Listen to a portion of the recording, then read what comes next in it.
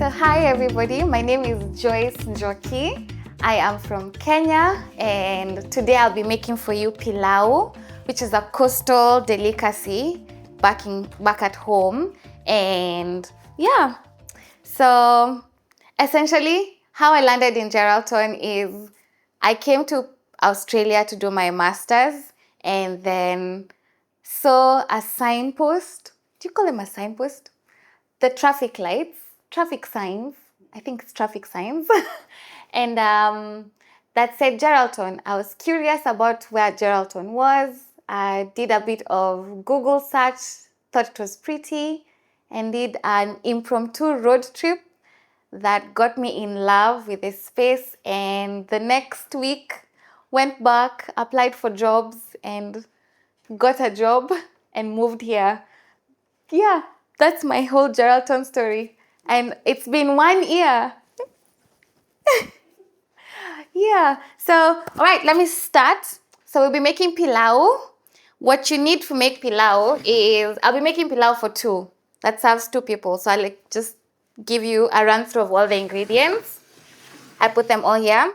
And the ingredients you need, 1 cup of rice, 2 cups of boiling water, a pinch of salt, point vegeta to boil your meat, and then some soy sauce, tomato, pilau masala, which mainly has cinnamon, cardamom, cloves, black pepper, and cumin.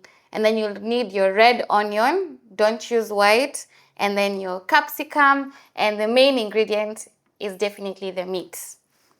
So I had already gone ahead to cut everything up for myself. So I'll start with boiling the meat.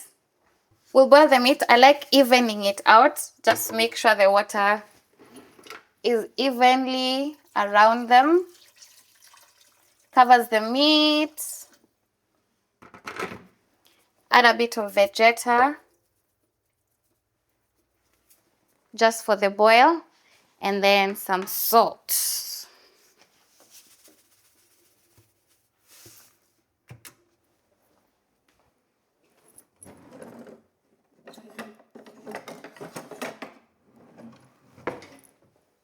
I'll just give it a quick stir and then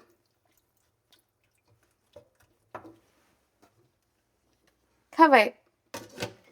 Set your stove to high. It's the fastest because you just need the meat to boil.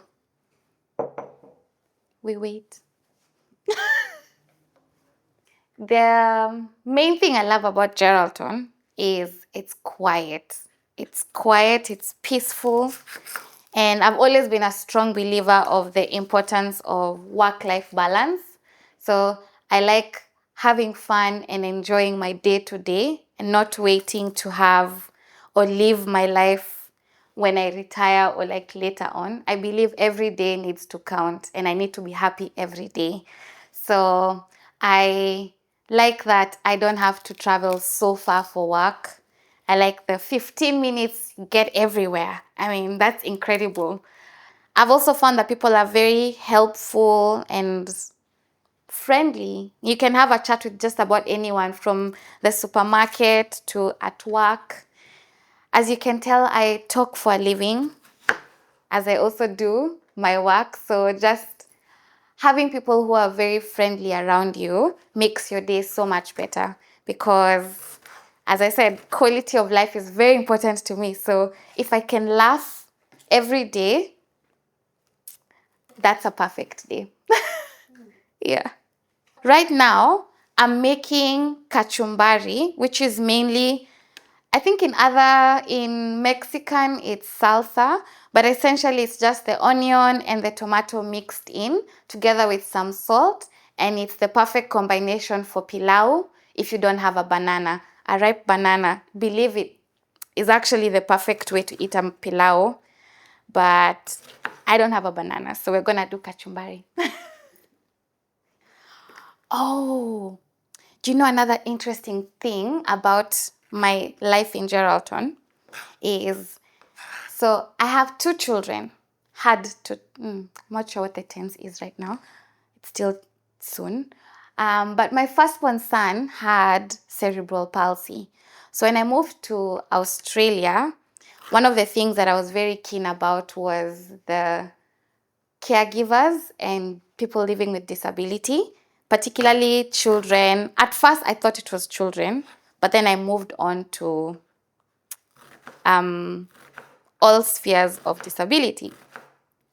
And he passed away July this year, which definitely got me thinking, because as we record it in October, about life, and it all goes back to the quality of life, and the things that we take for granted. And I think that's why I like African meals, and particularly this pilau that we are making is a very communal one aspect. It's eaten by families, mostly in seniors, which is like just a big platter, and they pour the pilau inside it, and they put the kachumbari around it, and everyone in the family joins in and eats from this one plate.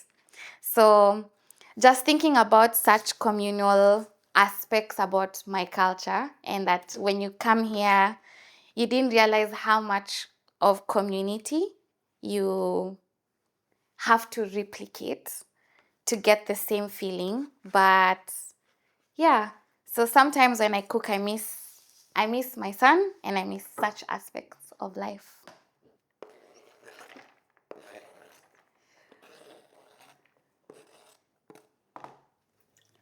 Oh, another interesting thing about where I get my vegetables.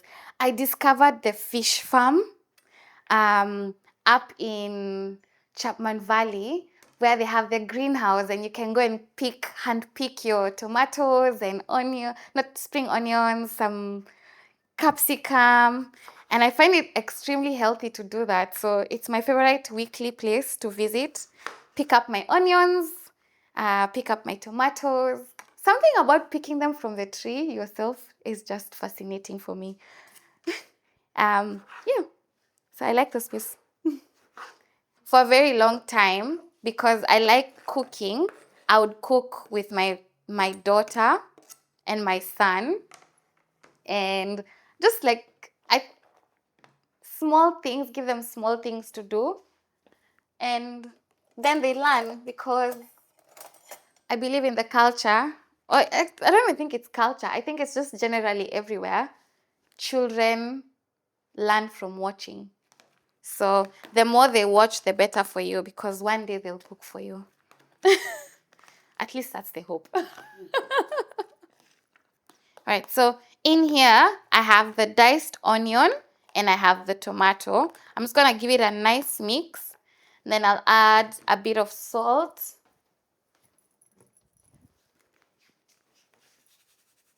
Just pause for it.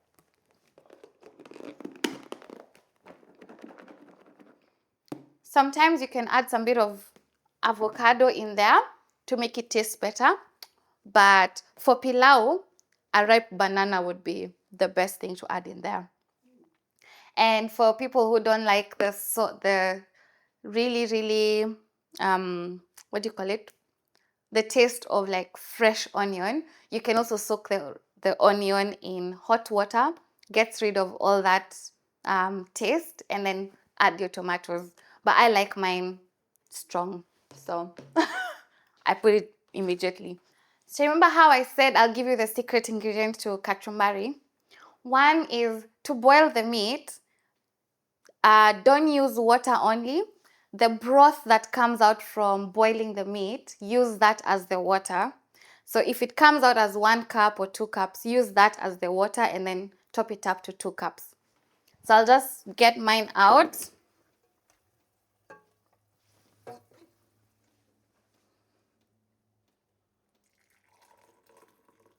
Next bit is to fry the meat.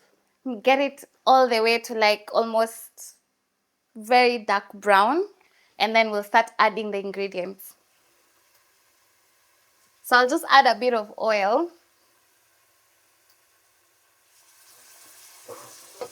So the frying bit will make sure the meat is kind of like choma, a bit firm, but also gives it an extra taste, especially when it starts turning dark brown.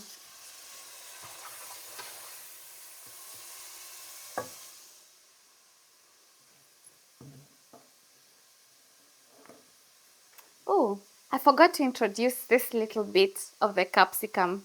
I use the seeds in the middle of the capsicum to cook. It eventually gives like a nice crunch if you get it in your plate.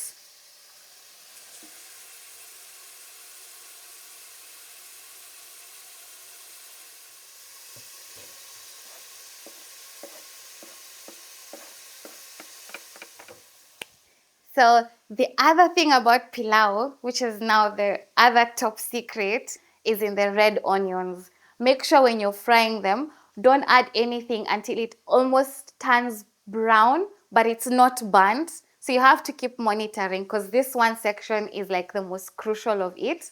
Make sure it just turns brown, but not burnt, because that's where the pilau will get its color from.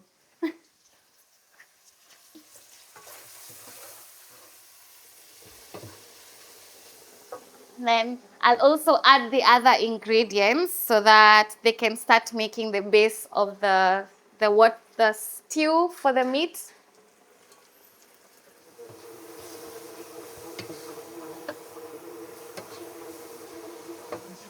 So make sure you stir the tomatoes all the way to almost like they disappear into a paste like.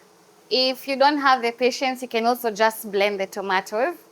But yeah, just make sure they completely boil.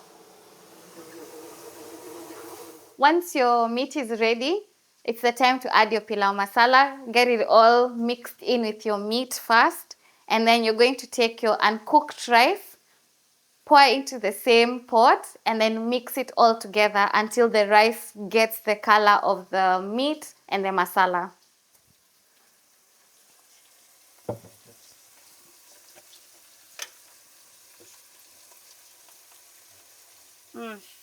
When you add the pilau masala, the spices, you'll start feeling you'll start smelling how pilau should be smelling. That flavor will hit you immediately.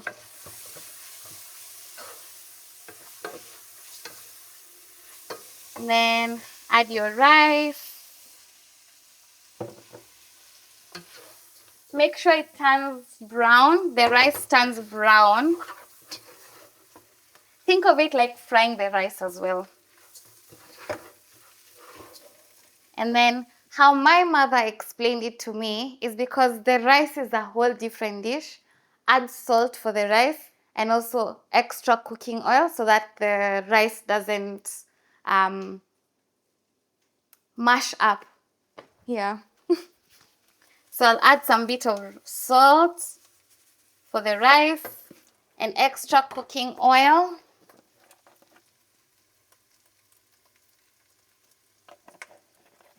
It's like 2 tablespoons by my measure. Then the next part is add the meat broth that you had already done. That's the same process of making rice. For 1 cup of rice, you need 2 cups of water, right? So you replace the 1 cup of water with 1 cup of meat broth and then put 1 cup of boiling water. Yeah. So the rice is now looking ready. I'll just give it a bit of stir and then we can go from there. Let's see. Yes, it's ready. It has its color.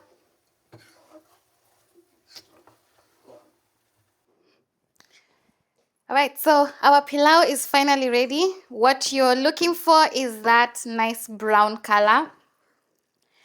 Make sure you give it a stir so that all the meat evenly distributes and not one person gets all the meat and everyone else gets the rice. So pick your pilau, add it to your plate. Make sure it's evenly distributed. Make a hole in the middle. pour in your kachumbari.